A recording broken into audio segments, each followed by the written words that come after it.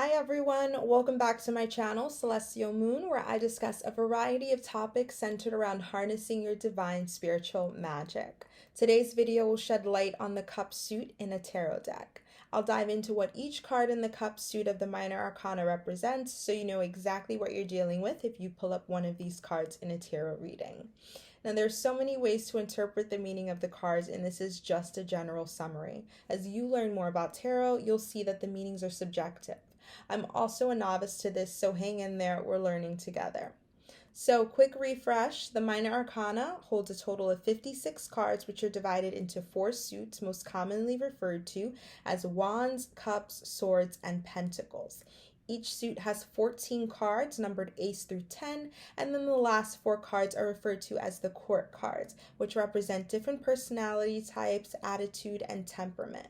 These cards are usually named page, knight, queen, and king, but in certain decks they are given other names. In the Wild Unknown Tarot deck, for example, court cards are named daughter, son, mother, and father.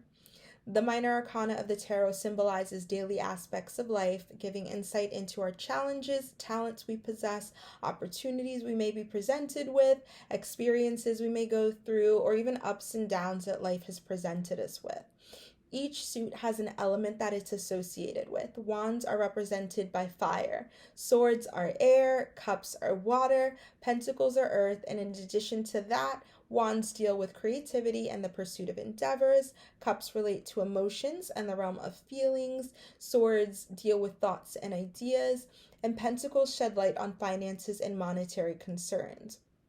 Determining a card's significance in a reading is dependent upon the question, the reader, the person receiving the reading, and the placement of other cards in the tarot spread or layout that you choose. Try to keep that in mind as we go through the meaning of the different cards in the cup suit. All right, let's jump right in. First, we have Ace of Cups. This card is associated with new beginnings or a fresh start. This is the time to take a leap of faith, embark on your journey, whether it's in the realm of love, friendship, career, personal development, whatever. It can also represent a compassionate and loving individual, so don't overlook that person in your life that always seems to be there for you. Someone that's been a true friend, willing to offer a helping hand, a shoulder to cry on. In the reverse position, this card represents being closed off emotionally or an unrequited love or simply just being at a standstill. The Two of Cups is quite similar to the previous card we just discussed, Ace of Cups. The Two of Cups symbolizes friendship, partnership, union, attraction. It can highlight having a healthy relationship with yourself or shed light on the early stirrings of a romantic connection. It can also mean that you need to take a look at what you bring to a relationship with yourself or with others and think about how you can rekindle the fire that started it all, if it's positive, of course, and just help that fire flourish. In the reverse position, disloyalty and distrust are major key themes. Three of Cups is all about community and the spark of joy that an active social life can elicit. It can often mean that a celebration is to come, so you might be getting an invitation to a gathering or a get-together with friends, or that you have something to celebrate like a wedding or a pregnancy. Maybe you're getting a new job offer, or even just getting a call about positive health results. In the reverse position, a few major key themes to be aware of are isolation or burnout. You might be neglecting your social life or loved ones in favor of doing other things, but just know that recharging with the ones that you love and making sure that they understand that they're important aspects of your life is extremely necessary. However, inversely, it can also mean that you might be putting too much emphasis on your social life and serve as a warning to get your priorities straight. Next up is the Four of Cups. This particular card speaks to your current state of mind. Maybe you're having feelings of discontentment or indifference. It usually comes up when you've built something up so highly in your head, and then when it finally happens, it just doesn't feel as rewarding. It could also indicate that for whatever reason, you're closed off and you're not able to see the big picture or find ways to make yourself happy, which is very important. In the reverse position, this card represents feeling depressed or ungrateful or experiencing feelings of resentment towards people that try to help you when you're down. It's easy to fall into a rut, but you don't have to stay there. That's what this card is essentially saying. All right, not gonna lie though, Five of Cups is not the most pleasant card to get in a reading, but we're gonna get through it together. I'm gonna cut to the chase. A few major key themes are in disappointment and grief. However, this card does also signify hope. Don't stress over what you can't control. Instead, try to be grateful for what you do have and the new path that this change forces you to embark on.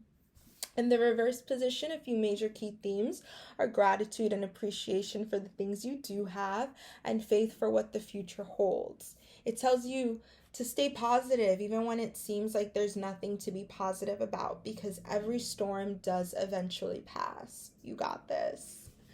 Now moving on to the Six of Cups.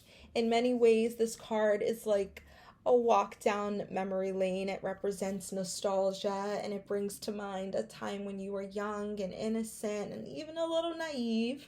It has a light-hearted and playful essence, but it can also reveal that you may need to be a little bit more responsible.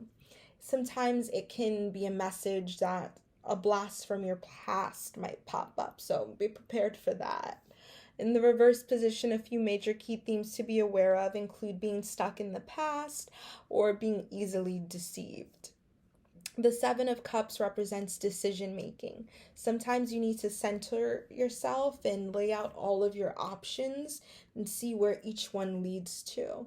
Maybe it's not the right time to make a decision or to choose, but the Seven of Cups urges you to at least focus and create a general game plan. In the reverse position, this card signals that something unexpected that does demand a decision is coming up, so just be prepared to actually make a decision. The Eight of Cups, that represents change and moving onward. It essentially says change is on the horizon and it's time to move forward and embrace it, whether it means removing yourself from a current situation or going after what you want. Just don't let fear of moving on or change paralyze you, because you deserve so much more. In the reverse position, a few major key themes are stagnation or lack of growth. The Nine of Cups is a card for all the dreamers out there. It serves as validation that everything you've been reaching towards is finally a reality for you. It represents satisfaction, success, contentment. In the reverse position, it represents discontentment and selfishness. The Ten of Cups represents happiness, love, stability, fulfillment. As you can see by my smile, it's just a lovely card to receive in a reading. In the reverse position, though, a few major key themes are instability, inconsistency, or being emotionally guarded. The Daughter of Cups, or the Page of Cups, represents reflection and introspection, intuition, sensitivity. It usually represents someone thoughtful, someone emotional. But in the reverse position, a few major key themes include being closed off, maybe being with someone who's emotionally stunted or narcissistic even. The Sun, or the Knight of Cups.